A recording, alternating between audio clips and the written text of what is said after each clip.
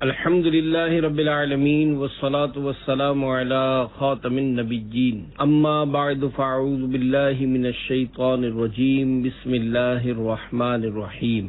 نماز فجر کے فضائل، یہ مضمون کتاب فیضان نماز صفحہ 85 تا 99 85 تا 99 سے لیا گیا ہے۔ دعائے عطار، یا رب المصطفیٰ، جو کوئی 17 صفحات کا رسالہ نماز فجر کے فضائل پڑھ یا سن لے، اسے ہمیشہ فجر کی نماز با جماعت پڑھنے کی توفیق عطا فرما اور اسے بے حساب بخش دے، آمین بجاہ خاتم النبیین صلی اللہ علیہ وآلہ وسلم۔ درود شریف کی فضیلت، فرمان مصطفیٰ صلی اللہ علیہ وآلہ وسلم، میں نے گزشتہ رات عجیب واقعہ دیکھا۔ میں نے اپنے ایک امتی کو دیکھا جو پل صراط پر کبھی گھسٹ کر اور کبھی گھٹنوں کے بل چل رہا تھا۔ اتنے میں وہ درود آیا جو اس نے مجھ پر بھیجا تھا۔ اس نے اسے پل صراط پر کھڑا کر دیا، یہاں تک کہ اس نے پل صراط پار کر لیا۔ صلو علی الحبیب صلی اللہ علی محمد۔ 5 نمازوں میں فضیلت کی ترتیب۔ علامہ عبد الرؤف مناوی رحمۃ اللہ علیہ فرماتے ہیں، 5 نمازوں میں سب سے افضل نماز عصر ہے، پھر نماز فجر، پھر عشاء، پھر مغرب، پھر ظہر، اور 5 نماز کی جماعتوں میں افضل جماعت نماز جمعہ کی جماعت ہے، پھر فجر کی، پھر عشاء کی۔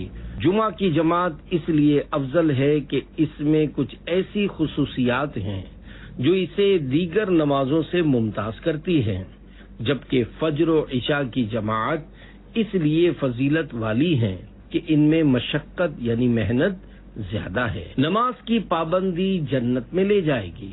اللہ کریم کے آخری نبی صلی اللہ علیہ وآلہ وسلم نے فرمایا، اللہ پاک ارشاد فرماتا ہے کہ میں نے تمہاری امت پر دن رات میں 5 نمازیں فرض کی ہیں، اور میں نے یہ عہد کیا ہے کہ جو ان نمازوں کی ان کے وقت کے ساتھ پابندی کرے گا میں اس کو جنت میں داخل فرماؤں گا، اور جو پابندی نہیں کرے گا تو اس کے لیے میرے پاس کوئی عہد نہیں۔ فجر کی نماز کے فضائل۔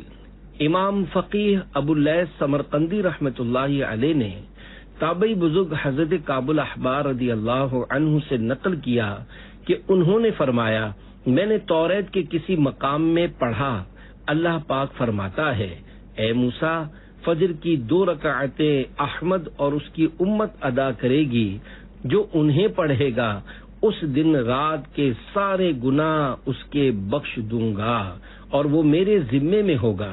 اے موسیٰ، ظہر کی 4 رکعتیں احمد اور اس کی امت پڑھے گی، انہیں پہلی رکعت کے عوض یعنی بدلے بخش دوں گا اور دوسری کے بدلے ان کی نیکیوں کا پلہ بھاری کر دوں گا، اور تیسری کے لیے فرشتے معقل یعنی مقرر کروں گا کہ تسبیح یعنی اللہ پاک کی پاکی بیان کریں گے اور ان کے لیے دعائے مغفرت کرتے رہیں گے، اور چوتھی کے بدلے ان کے لیے آسمان کے دروازے کشادہ کر یعنی کھول دوں گا، بڑی بڑی آنکھوں والی حوریں ان پر مشتاقانہ یعنی شوق بھری نظر ڈالیں گی۔ اے موسیٰ، عصر کی 4 رکعتیں احمد اور ان کی امت ادا کرے گی تو 7 یعنی 7 آسمان و زمین میں کوئی فرشتہ باقی نہ بچے گا، سب ہی ان کی مغفرت چاہیں گے، اور ملائکہ یعنی فرشتے جس کی مغفرت چاہیں میں اسے ہرگز عذاب نہ دوں گا۔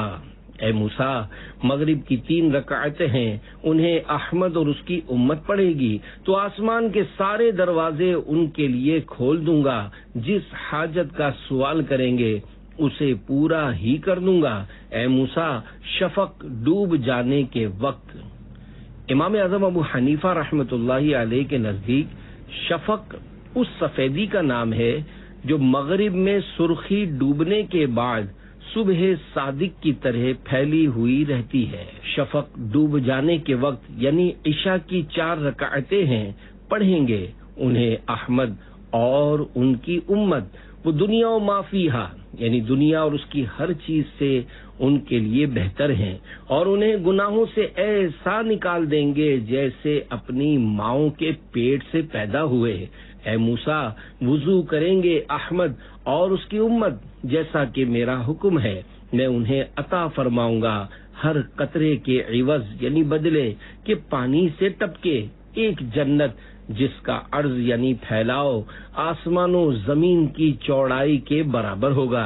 اے موسیٰ، ایک مہینے کے ہر سال روزے رکھیں گے احمد اور اس کی امت، اور وہ ماہ رمضان ہے، میں عطا فرماؤں گا اس کے ہر دن کے روزے کے عوض یعنی بدلے جنت میں ایک شہر، اور عطا کروں گا اس میں نفل کے بدلے فرض کا ثواب، اور اس میں لیلۃ القدر کروں گا۔ جو اس مہینے میں شرم ساری و صدق یعنی شرمندگی و سچائی سے ایک بار استغفار یعنی توبہ کرے گا، اگر اسی شب یا اسی مہینے بھر میں مر گیا، اسے 30 شہیدوں کا ثواب عطا فرماؤں گا۔ پڑھتے رہو نماز کے جنت میں جاؤ گے، ہوگا وہ تم پہ فضل کے دیکھے ہی جاؤ گے۔ صلو علی الحبیب صلی اللہ علی محمد۔ فجر کی نماز کے فضائل۔ فجر کی نماز پڑھنے والا اللہ کے ذمے۔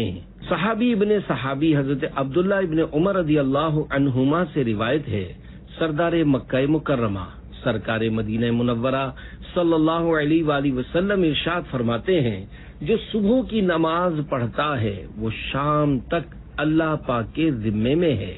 ایک دوسری روایت میں ہے، تم اللہ پاک کا ذمہ نہ توڑو، جو اللہ پاک کا ذمہ توڑے گا اللہ پاک اسے اوندھا یعنی الٹا کر کے دوزخ میں ڈال دے گا۔ نماز فجر کی پابندی کون کر سکتا ہے؟ حضرت علامہ عبدالرؤف مناوی رحمۃ اللہ علیہ لکھتے ہیں، جو فجر کی نماز اخلاص کے ساتھ پڑھے وہ اللہ پاک کی امان یعنی حفاظت میں ہے، اور خاص صبح یعنی فجر کی نماز کا ذکر کرنے میں حکمت یہ ہے کہ اس نماز میں مشقت یعنی محنت ہے، اور اس پر پابندی صرف وہی شخص کر سکتا ہے جس کا ایمان خالص ہو، اسی لیے وہ امان یعنی پناہ کا مستحق ہوتا ہے۔ دوسری جگہ لکھتے ہیں، اللہ پاک کا ذمہ توڑنے کی سخت وعید یعنی سزا کی دھمکی، اور فجر کی نماز پڑھنے والے شخص کو ایذا یعنی تکلیف پہنچانے سے ڈرنے کا بیان ہے۔ شیطان کا جھنڈا۔ حضرت سلمان فارسی رضی اللہ عنہ سے روایت ہے، میرے آقا تاجدار مدینہ صلی اللہ علیہ وآلہ وسلم کا فرمان عبرت نشان ہے، جو صبح کی نماز کو گیا ایمان کے جھنڈے کے ساتھ گیا، اور جو صبح بازار کو گیا ابلیس یعنی شیطان کے جھنڈے کے ساتھ گیا۔ رحمانی اور شیطانی گروہ۔ حضرت مفتی احمد یار خان رحمت اللہ علیہ اس حدیث پاک کے تحت لکھتے ہیں، یعنی انسانوں کے دو ٹولے 2 گروپس ہی ہیں۔ نمبر 1 حزب اللہ یعنی اللہ کا گروہ، اور نمبر 2 حزب الشیطان یعنی شیطان کا گروہ۔ ان کی شناخت یعنی پہچان یہ ہے کہ رحمانی ٹولے والے دن کی ابتدا نماز اور اللہ پاک کے ذکر سے کرتے ہیں، اور شیطانی ٹولے والے بازار اور دنیاوی کاروبار سے۔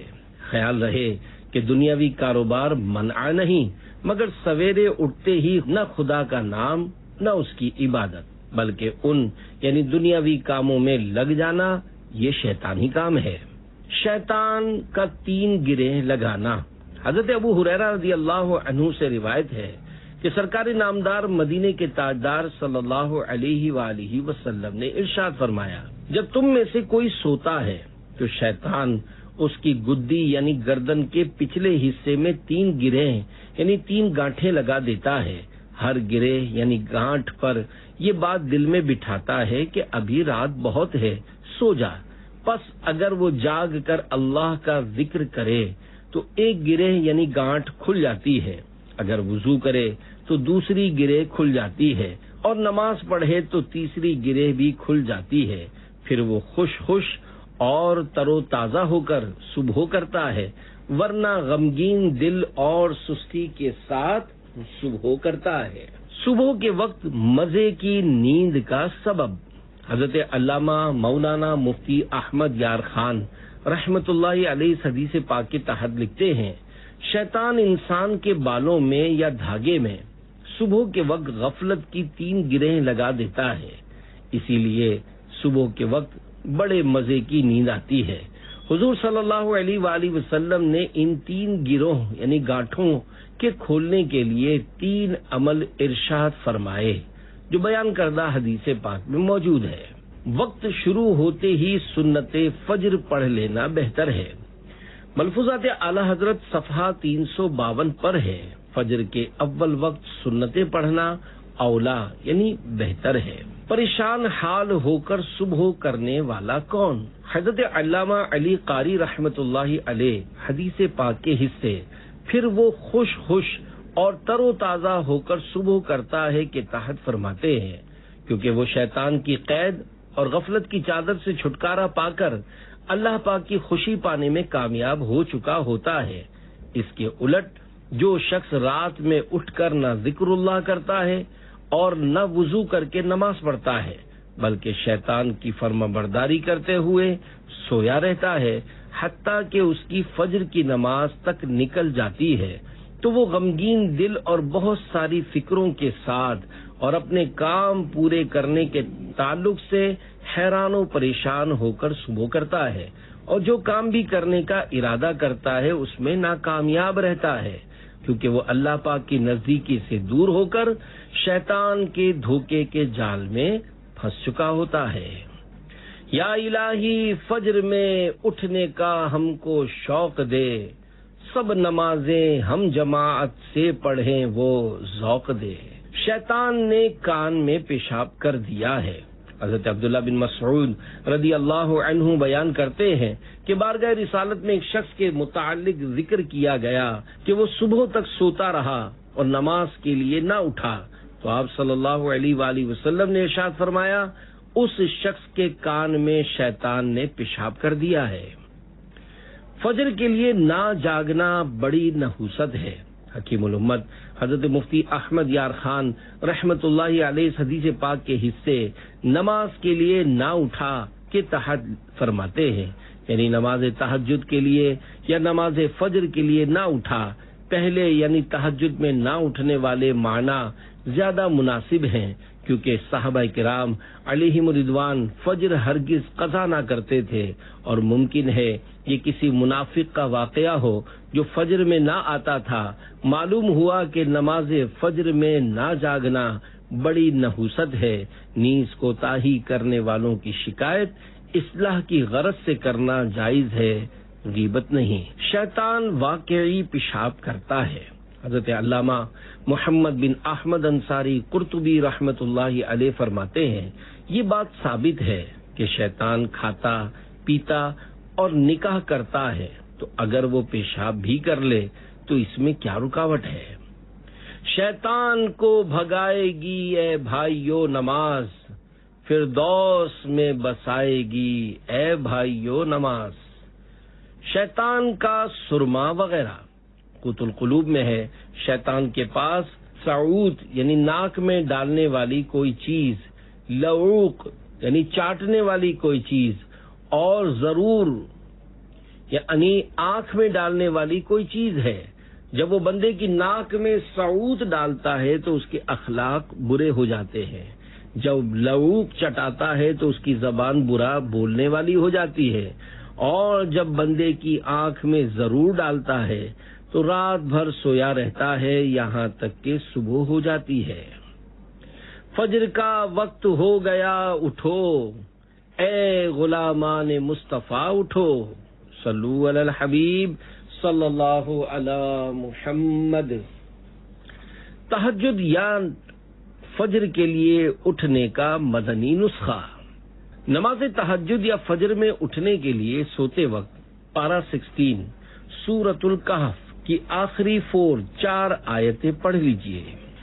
إن الذين آمنوا وعملوا الصالحات كانت لهم جنات الفردوس نزلا خالدين فيها لا يبغون عنها حولا قل لو كان البحر مدادا لكلمات ربي لنفد البحر قبل أن تنفد كلمات ربي ولو جئنا بمثله مددا قل إنما أنا بشر مثلكم يوحى إلي أنما إلهكم إله واحد فمن كان يرجو لقاء ربه فليعمل عملا صالحا ولا يشرك فمن كان يرجو لقاء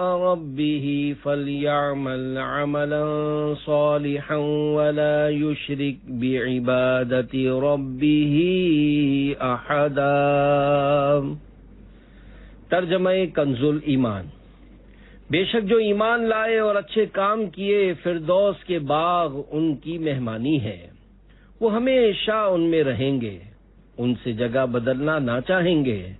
تم فرما دو اگر سمندر میرے رب کی باتوں کے لیے سیاہی ہو تو ضرور سمندر ختم ہو جائے گا اور میرے رب کی باتیں ختم نہ ہوں گی، اگرچہ ہم ویسا ہی اور اس کی مدد کو لے آئیں۔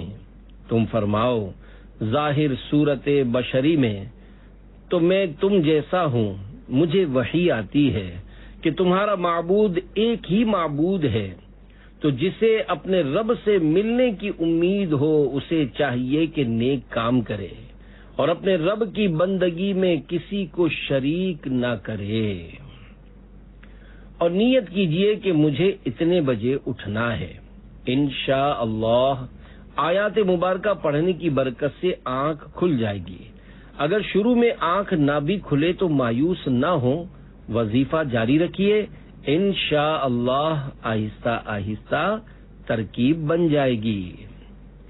جاگنے کے لیے الارم سیٹ کر لیجئے۔ مقررہ وقت پر بیدار ہونے کا ایک طریقہ یہ بھی ہے کہ ایک بلکہ 3 گھڑیوں پر الارم لگا کر سوئیں، تاکہ کسی وجہ سے ایک بند ہو جائے تو 2 گھڑیاں جگانے کے لیے موجود رہیں۔ موبائل فون میں بھی الارم کی سہولت ہوتی ہے۔ اگر رات دیر سے سونے کی وجہ سے نماز فجر کے لیے آنکھ نہیں کھلتی اور نہ کوئی جگانے والا موجود ہے تو ضروری ہے کہ جلدی سوئیں، کہ فقہائے کرام رحمت اللہ علیہم فرماتے ہیں جب یہ اندیشہ ہو کہ صبح کی نماز جاتی رہے گی تو بلا ضرورت شرعیہ اسے رات دیر تک جاگنا ممنوع ہے۔ نیند میں کمی لانے کے طریقے۔ میرے آقا اعلی حضرت رحمت اللہ علیہ نماز ظہر کی جماعت سے قبل سونے والے کو مدنی پھول دیتے ہوئے ارشاد فرماتے ہیں، اچھا ٹھیک دوپہر کے وقت سو، مگر نہ اتنا کہ وقت جماعت آ جائے، تھوڑی سی دیر قیلولہ کافی ہے۔ اگر لمبی نیند سے خوف کرتا ہے تکیہ نہ رکھ، بچھونا نہ بچھا، کہ بے تکیہ اور بے بستر سونا بھی مسنون یعنی سنت ہے۔ سوتے وقت دل کو خیال جماعت سے خوب لگا ہوا رکھ کہ فکر یعنی ٹینشن کی نیند غافل نہیں ہونے دیتی۔ کھانا جس قدر ہو سکے صبح سویرے کھا کہ سونے کے وقت تک کھانے کے سبب اٹھنے والی گرمی دور ہو جائے اور لمبی نیند کا سبب نہ بنے۔ سب سے بہتر علاج کم کھانا ہے۔ سوتے وقت اللہ پاک سے توفیق جماعت کی دعا اور اس پر سچا توکل یعنی بھروسہ رکھ۔ اللہ کریم جب تیری اچھی نیت اور سچا ارادہ دیکھے گا تو ضرور تیری مدد فرمائے گا۔ ایک جگہ فرماتے ہیں پیٹ بھر کر رات کی عبادت کا شوق رکھنا، بانجھ یعنی جو عورت بچہ نہیں جنتی اس سے بچہ مانگنا ہے۔ جو بہت کھائے گا وہ بہت پیے گا، جو بہت پیے گا وہ بہت سوئے گا، جو بہت سوئے گا وہ آپ ہی یہ بھلائیاں اور برکتیں کھوئے گا۔ اللہ اللہ کے نبی سے فریاد ہے نفس کی بدی سے، شب بھر سونے ہی سے غرض تھی، تاروں نے ہزار دانت پیسے۔ صلو علی الحبیب صلی اللہ علی محمد۔ گویا ساری رات عبادت کی۔ حضرت عثمان غنی رضی اللہ عنہ سے روایت ہے کہ رسول اللہ صلی اللہ علیہ وآلہ وسلم نے ارشاد فرمایا، جو نماز عشاء جماعت سے پڑھے گویا یعنی جیسے اس نے آدھی رات قیام کیا، اور جو فجر جماعت سے پڑھے گویا یعنی جیسے اس نے پوری رات قیام کیا۔ شرح حدیث، حضرت مفتی احمد یار خان رحمت اللہ علیہ اس حدیث پاک کے تحت فرماتے ہیں، اس کے دو مطلب ہو سکتے ہیں۔ ایک یہ کہ عشاء کی باجماعت نماز کا ثواب آدھی رات کی عبادت کے برابر ہے، اور فجر کی باجماعت نماز کا ثواب باقی آدھی رات کی عبادت کے برابر۔ تو جو یہ دونوں نمازیں جماعت سے پڑھ لے اسے ساری رات عبادت کا ثواب۔ دوسرے یہ کہ عشاء کی جماعت کا ثواب آدھی رات کے برابر ہے، اور فجر کی جماعت کا ثواب ساری رات عبادت کے برابر، کیونکہ یہ فجر کی جماعت عشاء کی جماعت سے زیادہ بھاری یعنی نفس پر بوجھ ہے۔ تو پہلے معنی زیادہ قوی یعنی زیادہ مضبوط ہے۔ جماعت سے مراد تکبیر اولا پانا ہے، جیسا کہ بعض علماء نے فرمایا۔ بہار شریعت جلد اول صفحہ 509 پر ہے، پہلی رکعت کا رکوع مل گیا تو تکبیر اولا کی فضیلت پا گیا۔ تذکرہ عثمان غنی رضی اللہ عنہ۔ اے عاشقان صحابہ و اہل بیت، ابھی آپ نے جو حدیث پاک سنی اس کے راوی یعنی بیان کرنے والے جامع القرآن تیسرے خلیفہ حضرت عثمان غنی رضی اللہ عنہ ہیں۔ حضرت عثمان غنی رضی اللہ عنہ کی بھی کیا شان ہے۔ آپ کا ایک لقب ذوالنورین یعنی دو نور والے بھی ہے، کیونکہ اللہ پاک کے پیارے نبی صلی اللہ علیہ وآلہ وسلم نے اپنی دو شہزادیاں یکے بعد دیگرے حضرت عثمان غنی رضی اللہ عنہ کے نکاح میں دی تھیں، اور فرمایا اگر میری 10 بیٹیاں بھی ہوتی تو میں ایک کے بعد دوسری سے تمہارا نکاح کر دیتا، کیونکہ میں تم سے راضی ہوں۔ نور کی سرکار سے پایا دوشالہ نور کا، ہو مبارک تم کو ذوالنورین جوڑا نور کا۔ حضرت عثمان غنی رضی اللہ عنہ نے آغاز اسلام ہی میں قبول اسلام کر لیا تھا۔ آپ کی کنیت ابو عمرو اور لقب جامع القرآن ہے۔ آپ کو صاحب الہجرتین یعنی 2 ہجرتوں والے کہا جاتا ہے، کیونکہ آپ نے پہلے حبشہ اور پھر مدینہ شریف کی طرف ہجرت فرمائی۔ عثمان غنی کا اتباع رسول، امیر المومنین حضرت عثمان غنی رضی اللہ عنہ زبردست عاشق رسول بلکہ عشق مصطفیٰ کا عملی نمونہ تھے۔ اپنی باتوں اور طور طریقوں میں اللہ پاک کے آخری نبی صلی اللہ علیہ وآلہ وسلم کی سنتیں اور ادائیں خوب اپنایا کرتے تھے۔ چنانچہ ایک دن حضرت عثمان غنی رضی اللہ عنہ نے مسجد کے دروازے پر بیٹھ کر بکری کی دستی کا گوشت منگوایا اور کھایا، اور بغیر تازہ وضو کیے نماز ادا کی۔ پھر فرمایا کہ رسول اللہ صلی اللہ علیہ وآلہ وسلم نے بھی اسی جگہ بیٹھ کر یہی کھایا تھا اور اسی طرح کیا تھا۔ 2 بار جنت خریدی۔ حضرت عثمان غنی رضی اللہ عنہ کی شان والا بہت بلند و بالا ہے۔ آپ نے اپنی مبارک زندگی میں مصطفیٰ جان رحمت صلی اللہ علیہ وآلہ وسلم سے 2 مرتبہ جنت خریدی۔ ایک مرتبہ بیر روما یہودی سے خرید کر مسلمانوں کے پانی پینے کے لیے وقف کر کے، اور دوسری بار جیش اسرت یعنی غزوہ تبوک کے موقع پر۔ چنانچہ غزوہ تبوک کے موقع پر مسلمانوں کی بے سر و سامانی کو دیکھتے ہوئے پہلی دفعہ 100 اونٹ، دوسری مرتبہ 200 اونٹ، اور تیسری بار 300 اونٹ دینے کا وعدہ کیا۔ راوی فرماتے ہیں میں نے دیکھا کہ حضور انور مدینے کے تاجور صلی اللہ علیہ وآلہ وسلم نے یہ سن کر منبر منور سے نیچے تشریف لا کر 2 مرتبہ فرمایا، آج سے عثمان رضی اللہ عنہ جو کچھ کرے اس پر مؤاخذہ یعنی پوچھ گچھ نہیں. شرم و حیا، تواضع یعنی عاجزی، اتباع سنت، خوف خدا اور فکر آخرت آپ کی سیرت مبارکہ کے روشن پہلو ہیں. خوف خدا کا یہ عالم تھا کہ یقینی جنتی ہونے کے باوجود جب کسی قبر کے پاس کھڑے ہوتے تو اس قدر روتے کہ آنسوؤں سے آپ کی داڑھی مبارک تر ہو جاتی. وفات شریف. حضرت عثمان غنی رضی اللہ عنہ نے 12 سال مسند خلافت پر فائز رہ کر 18 ذوالحجۃ الحرام سن 35 ہجری میں بروز جمعہ روزے کی حالت میں تقریباً 82 سال کی طویل عمر پا کر نہایت مظلومیت کے ساتھ جام شہادت نوش فرمایا. شہادت کے بعد حضرت عبداللہ بن عباس رضی اللہ عنہما نے رحمت عالم صلی اللہ علیہ وآلہ وسلم کو خواب میں فرماتے سنا، بے شک عثمان کو جنت میں عالی شان دولہا بنایا گیا ہے. اللہ رب العزت کی ان سب پر رحمت ہو اور ان کے صدقے ہماری بے حساب مغفرت ہو. آمین بجاہ خاتم النبیین صلی اللہ علیہ وآلہ وسلم. ملی تقدیر سے مجھ کو صحابہ کی ثنا خوانی، ملا ہے فیض عثمانی، ملا ہے فیض عثمانی. صلو علی الحبیب صلی اللہ علی محمد.